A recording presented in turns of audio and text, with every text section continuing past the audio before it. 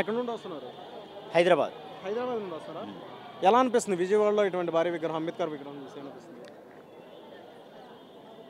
భారత రాజ్యాంగ నిర్మాత, ఆర్బీఐ స్ఫూర్తి ప్రదాత డాక్టర్ బిఆర్ అంబేద్కర్ సర్వసత్తాక సామ్యవాద సర్వభౌమాధికార లౌకిక గణతంత్ర రాజ్యాన్ని నిర్మించింది డాక్టర్ బిఆర్ అంబేద్కర్. అలాంటి డాక్టర్ బిఆర్ అంబేద్కర్ గారి విగ్రహాన్ని విజయవాడలో గౌరవనీయులు పెద్దలు వైఎస్ జగన్మోహన్ రెడ్డి గారు ఇక్కడ ఏర్పాటు చేయడం ఈ పౌర సమాజానికి, దళిత సమాజానికి ఆత్మగౌరవ ప్రతీకాన్ని సందర్భంగా తెలియజేస్తున్నాను. ఇప్పుడు హైదరాబాద్లో కూడా 125 ఫీట్స్ కాంస్య విగ్రహమే ఉంది, ఇక్కడ కూడా ఉంది. వ్యత్యాసం ఎలా చూడవచ్చు? ఈరోజు అక్కడ 125 అడుగుల అంబేద్కర్ విగ్రహాన్ని పెడితే ఇక్కడ కూడా 125 అడుగుల అంబేద్కర్ విగ్రహాన్ని ఏర్పాటు చేశారు. భూమి నుండి పై వరకు చూస్తే 106 అడుగుల ఎత్తు, 206 అడుగుల ఎత్తు.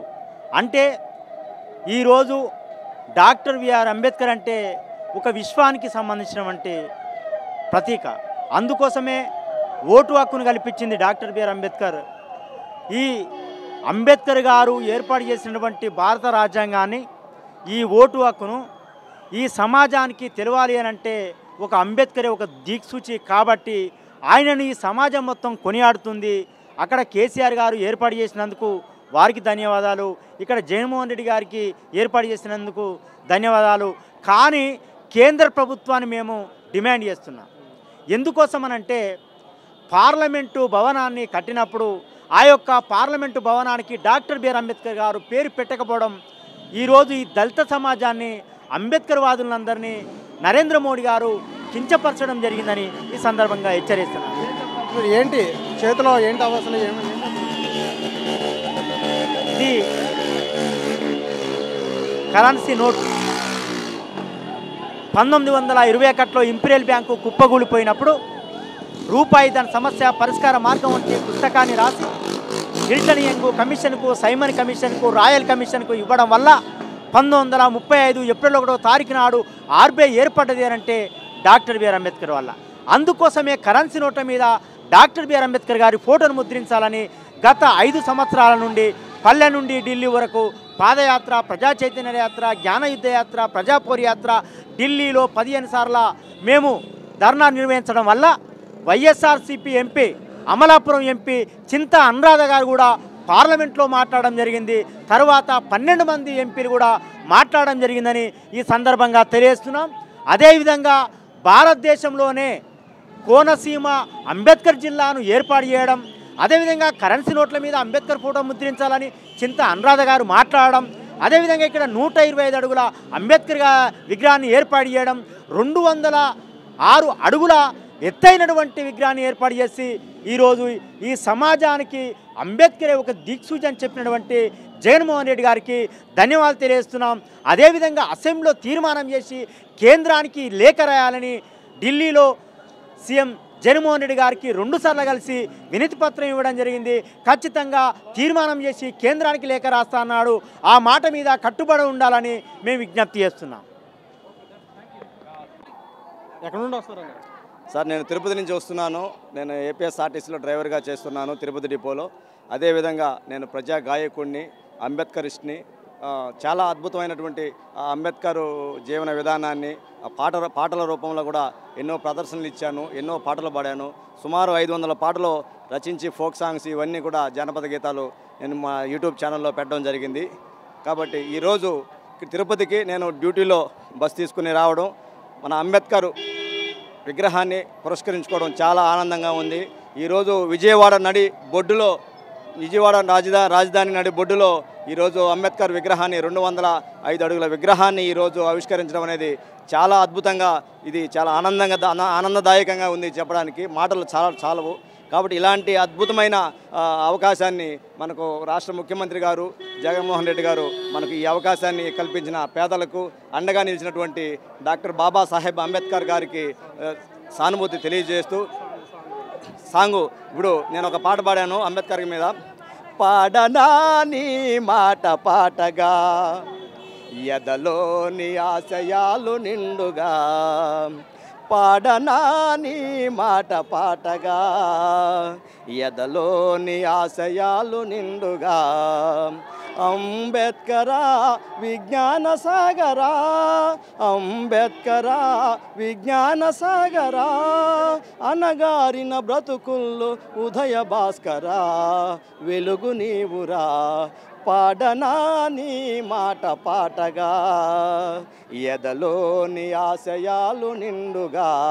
ఇలాంటి అంబేద్కర్ పాటలన్నీ కూడా చాలా అద్భుతంగా యూట్యూబ్లో కూడా పెట్టడం జరిగింది. నాకు అంబేద్కర్ అంటే చాలా ఇష్టం. నేను అంబేద్కరిస్ట్ని, సమాజ సేవకుడిని, ప్రజా గాయకుడు. రేపటి రోజున మరి తీసుకొస్తాను మీ కుటుంబాన్ని కానీ పిల్లల్ని కానీ, ఎందుకంటే జీవిత చరిత్ర తెలుసుకొని స్ఫూర్తిదాయకంగా ముందుకెళ్ళే అవకాశం ఉంది కదా. ఖచ్చితంగా సార్. వెనకటి భవిష్యత్తు, మా పిల్లల భవిష్యత్తుని బాగు చేయడం కోసం, వాళ్ళకి తెలియజేయడం కోసం, మా కుటుంబాన్ని, మా ఫ్యామిలీని, మాకు తెలిసిన వాళ్ళని, పిల్లల్ని అందరినీ చైతన్యవంతులుగా చేయడం కోసం ఇక్కడికి తీసుకొచ్చి అంబేద్కర్ గురించి, ఆల్రెడీ అంబేద్కర్ గురించి ప్రతి స్కూల్కి వెళ్ళి కూడా నేను కొన్ని విషయాలు చెప్పాలని ఫిక్స్ అయ్యాను. నాకు డ్యూటీ లేని సమయంలో ప్రతి స్కూల్కి వెళ్ళి అంబేద్కర్ చరిత్ర, జీవన విధానం, అంబేద్కర్ ఎలాంటి పరిస్థితుల నుంచి భారత రాజ్యాంగాన్ని ఎలా రాశాడు, ఆ మనువాద ధర్మశాస్త్రాన్ని ఎక్కడ బాంబే నడివీధుల్లో ఎందుకు తగలబెట్టాడు, తర్వాత ఆయన రాసిన రౌండ్ టేబుల్ సమావేశంలో ఆయన కుటుంబానికి రాసినటువంటి లేఖ గురించి, ఇవన్నీ కూడా కళ్ళకు కట్టినట్టు పిల్లలకి రేపటి భవిష్యత్తులో వాళ్ళ ఎదుగుదల కావడానికి, పిల్లల్ని చైతన్యవంతులు చేయడం కోసం నేను ఈ కార్యక్రమాన్ని స్టార్ట్ చేయబోతున్నాను. నాకు ఖాళీ సమయం దొరికినప్పుడు పిల్లల కోసం తిరిగి ప్రతి స్కూల్లో కూడా ఈ విషయాలన్నీ కూడా తెలియజేసి అంబేద్కర్ గారి మీద పాటలు కూడా పాడి వినిపించి ప్రజల్ని చైతన్యవంతం చేయాలనేసి నేను డిసైడ్ అవుతున్నాను. సామాజిక న్యాయ మహాశిల్పం చూస్తున్నారు కదా, ఏం చెప్పదలుచుకున్నారు జగన్మోహన్ రెడ్డి గారు? ఇలాంటి సామాజిక న్యాయం కోసం, సామాజిక వ్యక్తి కోసం ఈరోజు మన విజయవాడ నడిబొడ్డులో నిర్వహించడం చాలా అద్భుతంగా ఉంది, చాలా ఆనందదాయకంగా ఉంది. ఇదే విధంగా అంబేద్కర్ విగ్రహాన్ని నిర్వహించినంత మాత్రాన సామాజిక న్యాయం కాదు, ఆయన పెట్టిన పథకాలని, ఆయన రాసిన రాజ్యాంగాన్ని అమలుపరిచి ఆ రాజ్యాంగం ప్రకారం చట్ట ప్రకారమైనటువంటి చర్యలు తీసుకోవడానికి ఖచ్చితంగా ప్రభుత్వం, అధికారులు అందరూ కూడా స్పందించి ఆ చట్టాన్ని ముందుకు తీసుకెళ్ళాలి. అదే చట్ట ప్రకారమే దేశం నడవాలి. ఆ రాజ్యాంగం ప్రకారమే, మన భారత రాజ్యాంగం ప్రకారమే దీన్ని ముందుకు తీసుకెళ్తే చాలా అద్భుతంగా ఉంటుంది. ప్రజలు చైతన్యవంతులుగా ఉంటారు. ప్రతి ఒక్క మన పౌరుడు కూడా చాలా స్వేచ్ఛగా, లేడీస్, మన ఆడబిడ్డలు కానీ, మన అక్క చెల్లెలు కానీ, అన్నదమ్ములు కానీ, పెద్దలు కానీ, ముసలివాళ్ళు కానీ, ప్రతి ఒక్కరికి సామాజిక న్యాయం అనే విధంగా జరిగే విధంగా దానికి ముందుకు తీసుకెళ్తేనే అప్పుడు ఇది సామాజిక న్యాయం అని అనిపిస్తుంది. ఎక్కడ నుండి వస్తారన్న? మేము పల్నాడు జిల్లా అమరావతి మండలం పెదకూరపాడు నియోజకవర్గం జూపిడి గ్రామం నుంచి వస్తున్నాం. ఇవాళ ఇక్కడ 125 అంబేద్కర్ విగ్రహాన్ని పెట్టడం మాకెంతో గొప్పగా అనిపిస్తుంది. మా పల్నాడు జిల్లా నుంచి వేలాది మంది కార్యకర్తలు కానీ, అభిమానులు కానీ, అటు జగనన్న అభిమానులు కావచ్చు, ఇటు అంబేద్కర్ వారసులు కావచ్చు, ప్రతి ఒక్కరూ ఈ ఆవిష్కారం చూడటానికి ఎంతో ఆవిష్కర్తతో ముందుకు వస్తున్నారు. ఇలాగే మీరు కూడా, ప్రతి ఒక్కరు కూడా ఈ లైవ్ ద్వారా కానీ కావచ్చు, ఇంకా యూత్ కూడా ఈ అంబేద్కర్ గురించి ఇంకా మంచిగా తెలుసుకొని ఆయన ఇచ్చిన ఆశయ సాధనాలు తెలుసుకోవాలని కోరుకుంటున్నాను. ఏమనుకున్నారు? ఒక యువతగా ఎలా ఫీల్ అవుతున్నారు ఇటువంటి భారీ విగ్రహాన్ని మన విజయవాడ నడిబొడ్డున నిర్మించడం? నాకైతే చాలా సంతోషంగా ఉంది. 100 రెట్లు ఇక్కడ అంబేద్కర్ విగ్రహాన్ని ఈ విజయవాడలో పెట్టడం మాకు ఇంకా ఇలాగే ఇక్కడ విజయవాడలోనే కాదు, ప్రతి ఊరిలో అంబేద్కర్ బొమ్మ అనేది ప్రతి ఊరిలో, ప్రతి వాడలో, ప్రతి దళిత వాడలోనే కాదు, ఎక్కడున్నా సరే ఆంధ్రప్రదేశ్లో ఉన్న 26 జిల్లాల్లో ప్రతి బొమ్మ ఉండాలి, ఇలాగని కోరుకున్నాం. 170 స్థానాలు మేము సాచి తీరుతామని వీళ్ళు చెప్తుంటే, లేదు ఒక్క స్థానం కూడా గెలవరంటూ పొత్తుల్లో భాగంగా మాట్లాడుతున్న పరిస్థితి. ఏం చెప్తారు వాళ్ళకి? ఎవరు గెలుస్తారు ఈసారి ఎవరు గెలుస్తారు? నో కామెంట్స్ అన్న, ఇప్పుడు వాటి గురించి వద్దు. అంబేద్కర్ వారసులుగా ఇప్పుడు మేము ఒక విధితో ఉన్నాము, అలాంటి పాలిటిక్స్ గురించి మాట్లాడలేము. ఇదే పాలిటిక్స్ రాజకీయాలు చేస్తున్నారు విగ్రహంపై. సో ఓటు రాజకీయాలు జరుగుతున్నాయి అంటూ మరి టీడీపీ నాయకులే అంటున్నారు. వాళ్ళకి ఏం చెప్తాం మరి? సందర్భాన్ని బట్టి ఆపోజిషన్స్ ఎలాగైనా మాట్లాడుకోవచ్చు, కానీ మనం మాట్లాడుకోవాల్సింది వచ్చిన సందర్భం గురించి మాట్లాడుకోవచ్చు. అంటే అలా మాట్లాడుతున్న వారికి మీరేం చెప్తారు? మాట్లాడుకోవాల్సిన వారి గురించి ప్రతిదాన్ని రాజకీయ పరంగా తీసుకోకుండా, మా పర్సనల్గా తీసుకోకుండా, మనం ఏదైతే జరుగుతుందో మన తెలంగాణ కావచ్చు, వేరే దేశాలు కావచ్చు, ఎలాగైనా కావచ్చు, నిన్నగాక మన తెలంగాణ అలా పెట్టారు, దానికి మించి 100 రెట్లుగా మన ఏపీలో ఇలాగా ఇక్కడ బొమ్మ పెట్టారు, 125 అడుగుల బొమ్మ పెట్టారు.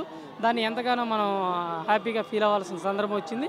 సో దాని గురించే మాట్లాడుకోవాల్సిన. కొంతమంది దుష్ప్రచారాలు చేస్తున్నారు, ఇలాంటి విగ్రహాలు కట్టుకుంటా పోతే ఎందుకు ఇంకా బడుల గురించి, హాస్పిటల్ ఇంకా సంక్షేమం గురించి కట్టాలి కదా అంటూ కొంతమంది దుష్ప్రచారాలు చేస్తున్నారు. వాళ్ళకి ఏం చెప్తారు? ఒక ఊర్లో 10 మంది ప్రజలు ఉండగా 10 మంది ఒకేలా ఆలోచించలేరు కదా. అందరూ ఒకేలా ఇది పాలిటిక్స్ అవ్వదు కదా. సో ఒకళ్ళ మైండ్ ఒకలా ఉంటుంది. అవన్నీ పట్టించుకోకుండా అందరూ ఒకేలా ఉండాలి. సో అవన్నీ ఆలోచించకుండా మనం వచ్చిన కాన్సెప్ట్ గురించి మర్చిపోయి మన జేబీఎంలు తెలుపుకుంటూ చెప్పదలుచుకున్నారు. జగన్మోహన్ రెడ్డికి ఎటువంటి భారీ విగ్రహం చాలా కృతజ్ఞతలు జగన్మోహన్ రెడ్డి గారికి, చాలా కృతజ్ఞతలు తెలుపు. ఎందుకంటే ఇలాంటి అవకాశం ఇచ్చిన ఏపీ ప్రజలందరికీ గాను అందరి తరఫున కూడా చాలా ధన్యవాదాలు తెలుపుకుంటూ ఈ స్పీచ్. జై భీమ్. జై భీమ్. పదాలు తెలియని పెదవులకు అమృత వాక్యం అమ్మ. సంతానలేమి సమస్యతో బాధపడుతున్న ప్రతి స్త్రీమూర్తి బాధను మేము అర్థం చేసుకోగలం. ఫెటినైన్ వరల్డ్ బెస్ట్ ఎంబ్రియాలజీ ల్యాబ్ మరియు జిల్ట్రిక్స్ అలారం సిస్టాన్ని మొట్టమొదటిసారిగా ఏపీ మరియు తెలంగాణలో ఈ నెల 9న ప్రముఖ సినీ నటి స్నేహ, స్పెయిన్ దేశానికి చెందిన international senior embryologist Javier Herrera గారు ప్రారంభించారు. ఈ శుభతరుణంలో రక్త పరీక్షలు, AMH test, RBS, సెమిన్ analysis, ultrasound scan, follicle scan ఈ నెల 31 వరకు ఉచితంగా అందిస్తుంది. ఫెటినైన్ అంటే సంతానం, 49 అంటే సంతోషం.